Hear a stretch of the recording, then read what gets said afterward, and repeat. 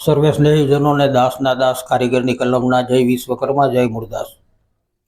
21 October 2024થી સતત લગાતાર અમુક લોકો દ્વારા એક ગ્રુપ દ્વારા સતત મારા ઉપર બેબુનિયાદ બિનપાયેદાર આક્ષેપો આરોપો મૂકી મને સતત બદનામ કરવામાં આવી રહ્યો છે। મને ઊંઘતા ઝડપો મારી પીઠ પાછળ વિશ્વાસઘાત કરીને મારી ઉપર દગો કરી અને ફટકો મારવામાં આવ્યો, જનોય વટઘા મારવામાં આવ્યો કે જે મેં કૃત્ય કોઈ દિવસ કર્યા જ નથી એવા કૃત્યના મારી ઉપર આરોપો મૂકવામાં આવ્યા અમુક લોકો દ્વારા, એક ગ્રુપ દ્વારા। અને સતત એ પછી આજે 14-15 મહિનાથી સતત મારી ઉપર જાહેર ક્ષેત્રના વોટ્સએપ માધ્યમમાં લુહાર સમાજના અલગ અલગ વોટ્સએપ ગ્રુપોમાં મારી ઉપર સતત એવા શબ્દો દ્વારા મને નવાજવામાં આવે છે, મારી બદનામી કરવામાં આવે છે। મારા સગાવાલા, સંબંધીઓ, પરિવારના સભ્યો એ દરેક સભ્યોને વચ્ચે લાવી અને મારા સગાવાલા સંબંધીઓને રૂબરૂ મળીને એમને ફોન દ્વારા પણ મારી બદનામી કરવા માટે, મારી બદબોઈ કરવા માટે થઈને આખું ષડયંત્ર રચવામાં આવ્યું જે હજી આજની તારીખ સુધી પણ ચાલુ છે। આ બાબતે થઈને જે 21 ઓક્ટોબર 2024માં જે પોસ્ટ મુકાયેલી અને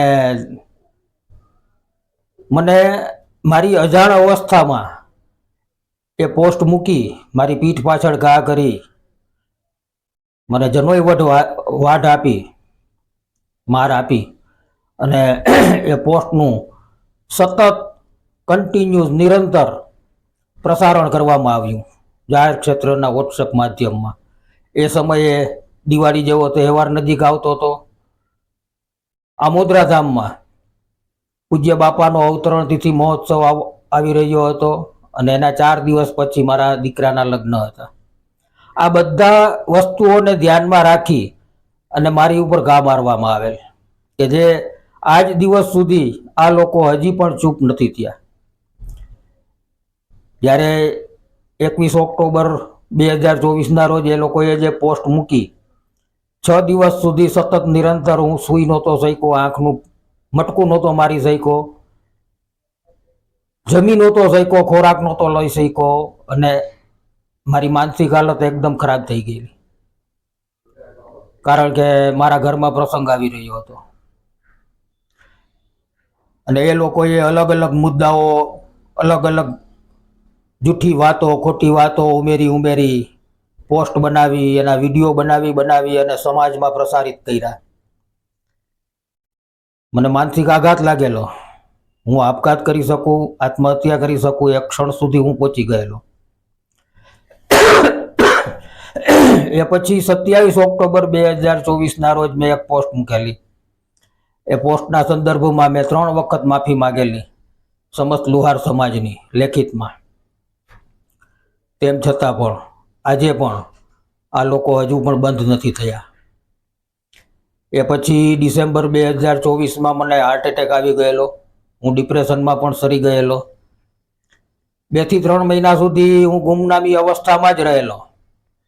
તેમ છતાં એ લોકોનું આખી એક ટીમ બનાવી, એક ગ્રુપ બનાવી અને 16-17 વ્યક્તિઓ સતત કન્ટિન્યુઅસ મારી ઉપર જાહેર વોટ્સએપ ગ્રુપમાં મારી બદબોઈ, મારી બદનામી, અવનવા શબ્દોથી મને નવાજે છે।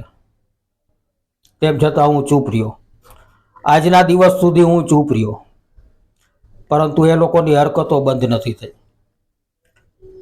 આ બધું જોઈને મારા મૌન રહેવાથી, મારા ચૂપ રહેવાથી આ લોકો એમ સમજે છે કે હું કમજોર છું।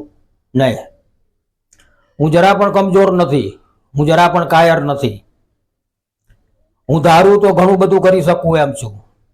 મારી પાસે 21 ઓક્ટોબર 2024થી આજ દિવસ સુધીના દરેક વોટ્સએપ ગ્રુપોમાં તમે જે કાંઈ પણ ચેટ કરેલા છે એ દરેક ચેટના સ્ક્રીનશોટ લઈ એની પ્રિન્ટ કાઢી મેં ફાઇલ બનાવેલી છે।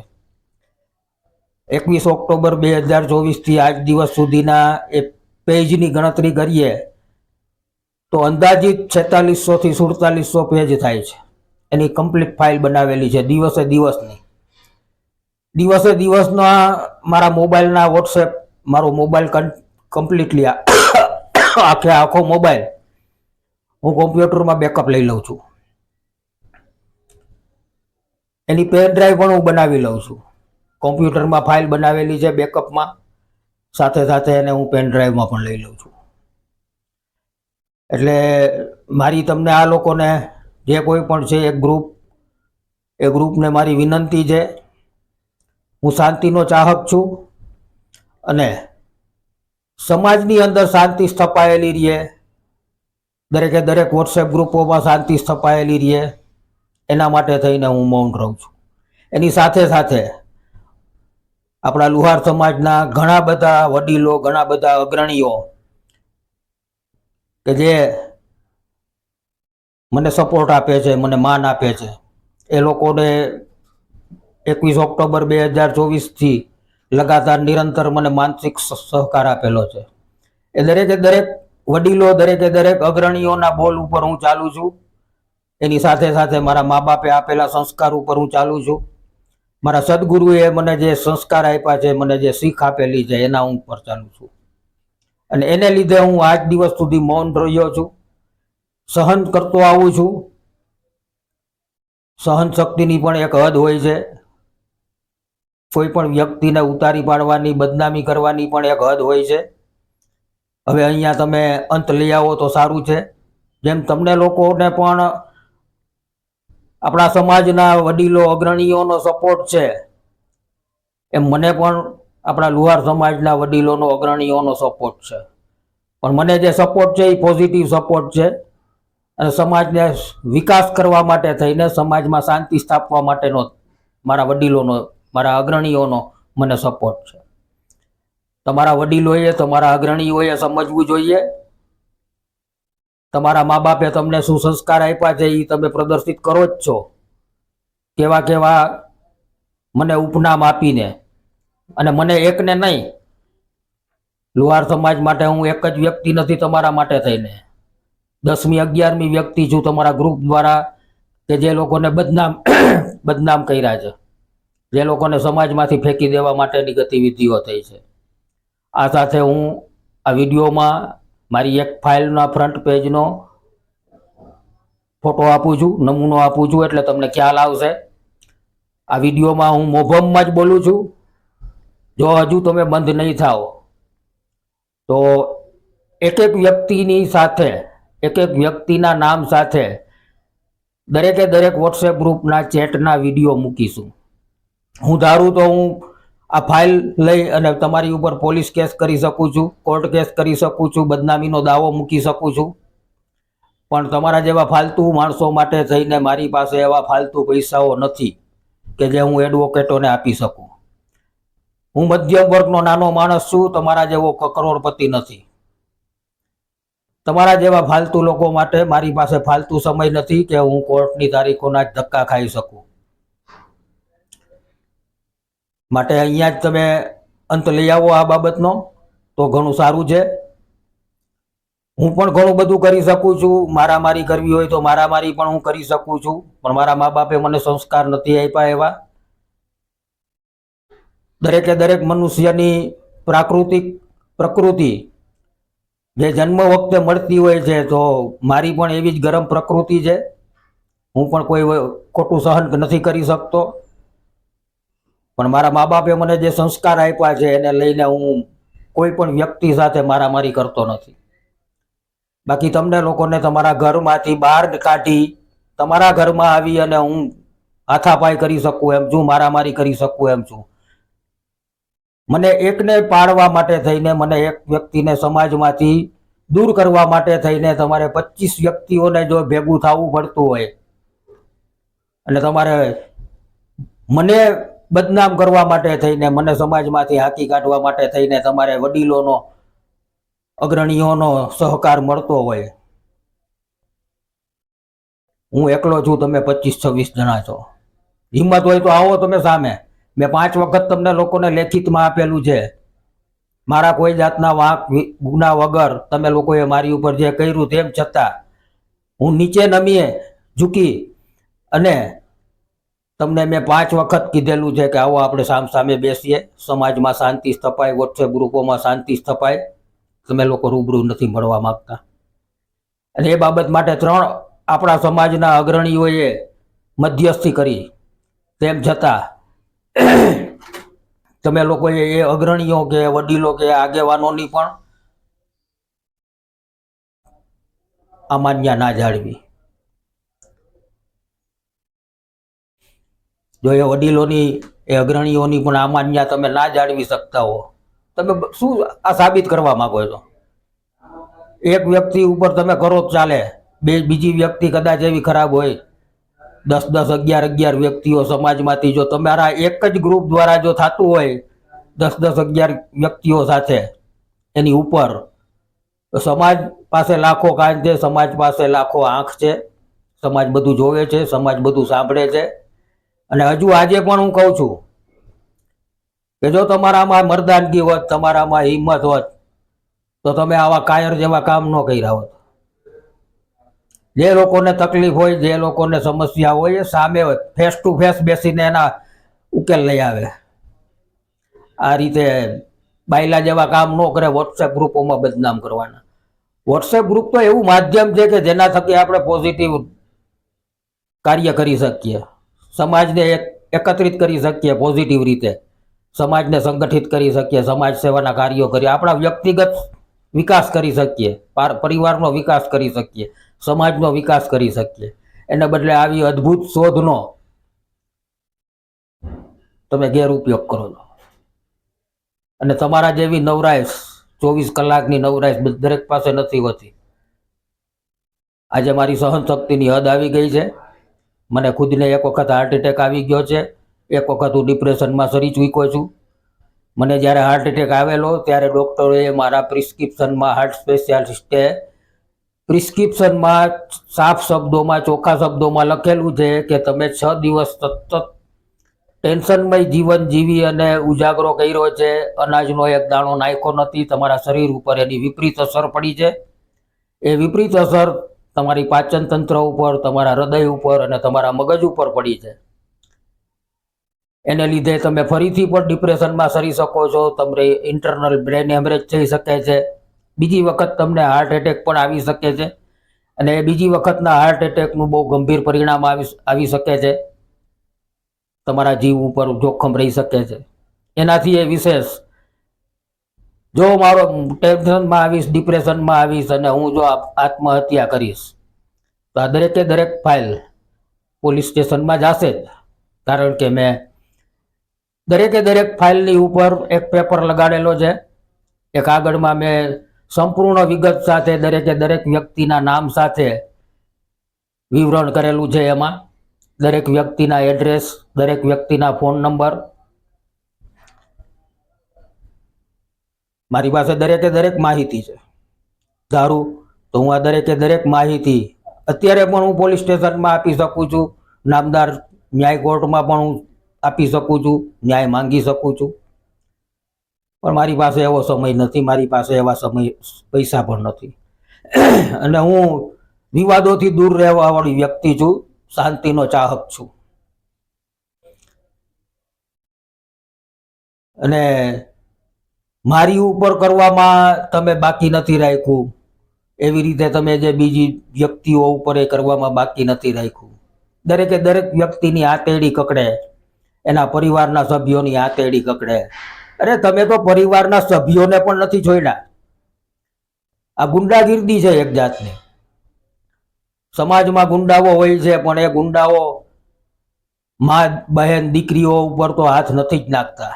જ્યારે તમે લોકોએ તો મારી માં, મારી પત્ની, મારી પુત્રવધુ, મારા સંતાનો દરેક ઉપર અભદ્ર ભાષામાં, અશ્લીલ ભાષા પ્રયોગો સાથે જાહેર ક્ષેત્રના વોટ્સએપ ગ્રુપોમાં તમે કોમેન્ટો આપેલી છે, વાતો મૂકેલી છે. એવી જ રીતે તમે બીજી ઘણી બધી વ્યક્તિઓના પરિવારની વ્યક્તિઓ સાથે, એની દીકરી, એની પુત્રવધુ, એનો દીકરો, ઘણી બધી આવી વ્યક્તિઓ સાથે તમે કરેલું છે, લખેલું છે, અભદ્ર ભાષા પ્રયોગો વાપરેલા છે. એ દરેકે દરેક વ્યક્તિ, જેટલી વ્યક્તિઓ પર તમે લોકોએ કરેલું છે એ દરેકે દરેક વ્યક્તિનો પણ મેં આ પત્રમાં, પેપરમાં ઉલ્લેખ કરેલો છે. એક ધાર્મિક સંસ્થાના મુખ્ય હોદ્દેદાર ઉપર તમે જે કરેલું છે એ તો ખરેખર ગુંડાગીર્દીની હદ આવી ગઈ.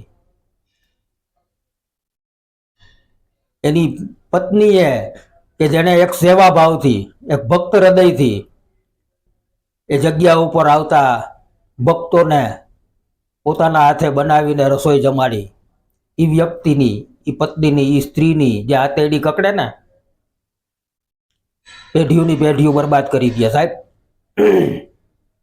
એટલે હવે તમે માપ માર્યો. હવે સામે બેસવાનો પણ સમય વયો ગયો છે, નીકળી ગયો છે.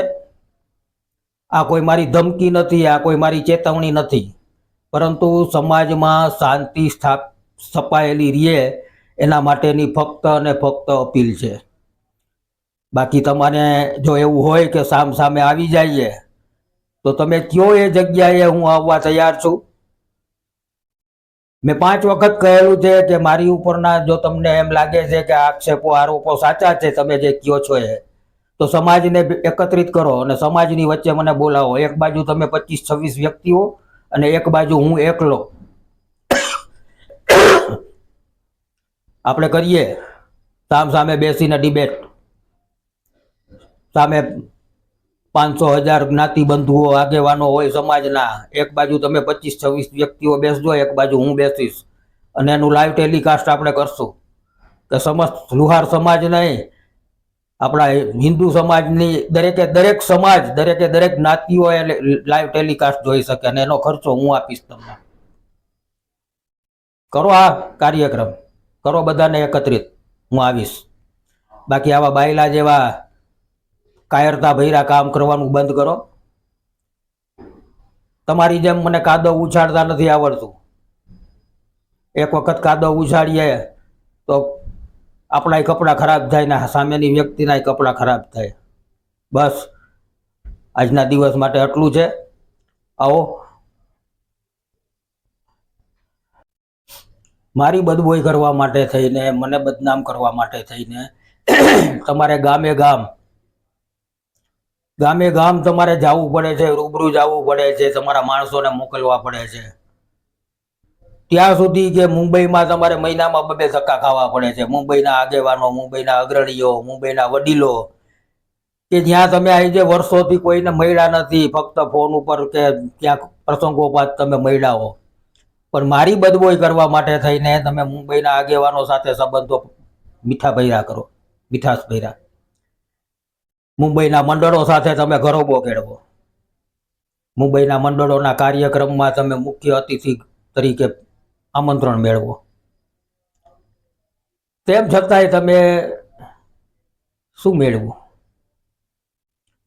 અમારા પોતાના ખુદના વસઈ મંડળમાં કે જેમાં હું પ્રમુખ તરીકે છું, સેવા આપું છું, અમારા વસઈ મંડળમાંથી મને પ્રમુખ તરીકેથી દૂર કરવા માટે થઈને તમે લોકોએ જે ચાલબાજી રહીમાં, તમારા વડીલો, તમારા અગ્રણીઓને તમે અમારા કમિટી મેમ્બરોના સગાઓ, એમની ઉપર તમે પ્રેશર લાવ્યા કે મેહુલભાઈને એના પ્રમુખ પદ તરીકેથી તમે દૂર કરો.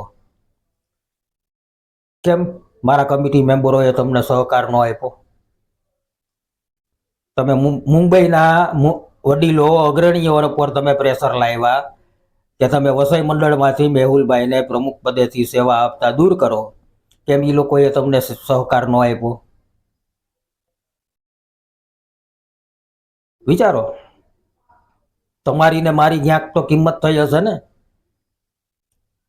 ગામે તમારે મારા માટે થઈને જવું પડે, મંડળોએ મળવું પડે, એ ગામના આગેવાનોને તમારે મળવું પડે મારી મેહુલભાઈ ઉદ્ધવજીભાઈ કારેલિયાની બદનામી કરવા માટે. તમે જે લોકોને મળો ને એ જ વ્યક્તિઓ બીજે દિવસે મને ફોન કરે છે કે મેહુલભાઈ આ ફલાણી વ્યક્તિ આવી હતી, અમારી સાથે આ રીતે એણે વાત કરી છે. મુંબઈથી 1200 કિલોમીટર દૂર ગુજરાતનો છેવાડો એ છેવાડાના ગામમાં જઈને તમે તમારા માણસને એમ કહો છો કે મેહુલભાઈની બદબોય કરો, ત્યાં જઈને મેહુલભાઈની બદનામી કરો. એ વ્યક્તિએ શું જવાબ આપ્યા તમને? મળી ગયા હશે ને એ વ્યક્તિ, તમારા જે કોઈ પણ માણસ છે તમને જવાબ આપ્યા હશે. અરે મેહુલભાઈનું ચારિત્ર્ય ખરાબ છે, મૂકો સમાજની વચ્ચે એના પુરાવા, આ મેહુલભાઈનું ચારિત્ર્ય ખરાબ. બાકી આવી વેવલી વાતો કરવાનું બંધ કરો. સમાજ મને ભલે ઓળખી ગયો હોય પણ તમને ઓળખી ગયો ને સાથે સાથે. આજ દિવસ સુધી મેં કોઈ વ્યક્તિ વિશે, કોઈ સંસ્થા વિશે, કોઈ વ્યક્તિઓ વિશે ઘસાતું બોલ્યો નથી, લખ્યું નથી, અને હું બોલીશ નહીં કે લખીશ નહીં. મને તો સમાજનો વિકાસ થાય એમાં રસ છે. ચાહે કોઈ બી વ્યક્તિ કરે, હું એને સહકાર આપીશ. અને કોઈ એક વ્યક્તિ કે એક સંસ્થા તરફથી કોઈ દિવસ સમાજનો વિકાસ નથી થતો. એક વસ્તુ તમે ધ્યાનમાં રાખી લેજો. એટલે હવે માપ માર્યો. તમારા દરેકે દરેક વ્યક્તિની જન્મકુંડળી છે મારી પાસે. મારી જન્મકુંડળીઓ તો તમારે ગોતવા જ આવી પડે છે. વસઈમાં આવવું પડે છે, ધોરાજીમાં જ આવવું પડે છે. અરે તમે ધોરાજીમાં, તમે ધોરાજીના આગેવાનો, ધોરાજીના વડીલોને મારી બદબોય કરવા માટે તમે પહોંચ્યા. ધોરાજીમાંથી મારું પત્તું કપાઈ જાય ત્યાં સુધીની તમે હરકતો કરી છે. શું મને ખબર ન પડે? અરે તમે ધોરાજી મારું વતન છે, મારી માતૃભૂમિ છે. વસઈ મારી કર્મભૂમિ છે. એ જગ્યાના માણસો તો મને માની લીધું કે સમાચાર આપે જ, પણ તમે જે ગામમાં જઈને મારી બદબોય કરી છે, જે આગેવાનો, જે સંસ્થાઓ પાસે જઈને તમે મારી બદબોય કરી છે, દરેકે દરેક સંસ્થાઓ, એ દરેકે દરેક આગેવાનો મને આ રિપોર્ટ આપી જ દે છે. કારણ કે એ મેહુલભાઈનો ચહેરો નથી જોઈને આ વાત કરતા, મેહુલભાઈનું કામ જોઈને. એટલે મારે તો નિસ્વાર્થ ભાવે સેવા કરવી છે. મારે ક્યાં લુહાર સમાજનું સર્વે સર્વા બનવું છે. મારે લુહાર સમાજનું સુકાની બનવું નથી. મારે લુહાર સમાજના સુપ્રીમોય બનવું નથી. હું તો ફક્ત એક સેવાકીય હેતુથી આ દરેક કાર્ય કરું છું. તમને લોકોને કામ કરવું જોઈએ તો તમે લોકો કરો ને. સમાજ સેવા તો બહુ વિશાળ ક્ષેત્ર છે, દરિયા જેવો વિશાળ ક્ષેત્ર છે. તમે તમારી રીતે સેવા કરો, હું મારી રીતે સેવા કરું. હું તમારા અવરોધમાં નથી આવતો, આવ્યો પણ નથી, અત્યારે પણ આવતો નથી, ભવિષ્યમાં પણ નહીં આવું. તો મને પછાડવા માટે તમે જે ષડયંત્રો રચો છો ને, હવે અહીંયા માપ માર્યો. બોલવામાં, લખવામાં, દરેક જગ્યાએ ધ્યાન રાખો. આજના દિવસ માટે આટલું. હજુ પણ જો એવું લાગશે મને તો એક એક વ્યક્તિની નામ સાથે, એક એક વ્યક્તિની વિગતો સાથેના વિડીયો બહાર આવશે. અને એ અરસામાં મને ક્યારેય પણ ભવિષ્યમાં હાર્ટ એટેક કે મારે ઇન્ટરનલ બ્રેઇન હેમરેજથી મારું મૃત્યુ થશે, કે હું આત્મહત્યા કરીશ, એના જવાબદાર તમે જ બધા રહેશો. અને એ દરેકે દરેક વસ્તુ મેં મારી દરેકે દરેક ફાઇલમાં લખેલી છે. એ સમયમાં મેં જે પોસ્ટ લખેલી છે, દરેકે દરેક પોસ્ટમાં પણ મારું લખાયેલું છે તારીખવાર. અને આ ધમકી નથી, આ ચેતવણી નથી. ફક્ત અને ફક્ત સમાજમાં શાંતિ સ્થપાયેલી રહે, સમાજના વિકાસ કાર્યો ચાલુ રહે, એના માટે થઈને શાંતિભરી અપીલ છે. સમાજના વોટ્સએપ ગ્રુપોમાં જે તે વિષયના વોટ્સએપ ગ્રુપ હોય, એમાં જે તે વિષયના વોટ્સએપ ગ્રુપોમાં પણ શાંતિ સ્થપાયેલી રહે, એની પણ કામગીરી ચાલુ રહે. એના માટે થઈને પણ મારી આ શાંતિભરી નમ્ર અપીલ છે.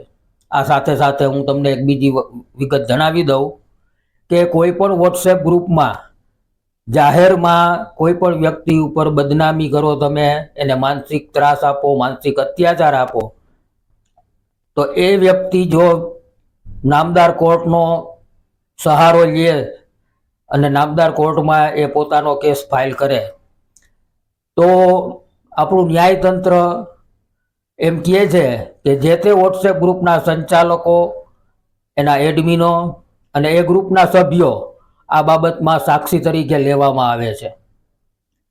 અને આ વાત જાણ્યા પછી જે વોટ્સએપ ગ્રુપમાં મારા માટે, મારી ઉપર જે કાંઈ પણ બદનામી કરવામાં આવી, મને માનસિક અત્યાચાર કરવામાં આવ્યો, એ દરેક વોટ્સએપ ગ્રુપના સભ્યોના પણ સ્ક્રીનશોટ મેં લીધેલા છે, એના નંબરના, એની ડિટેલના, દરેક વોટ્સએપ ગ્રુપના સ્ક્રીનશોટ મારી પાસે લીધેલા છે.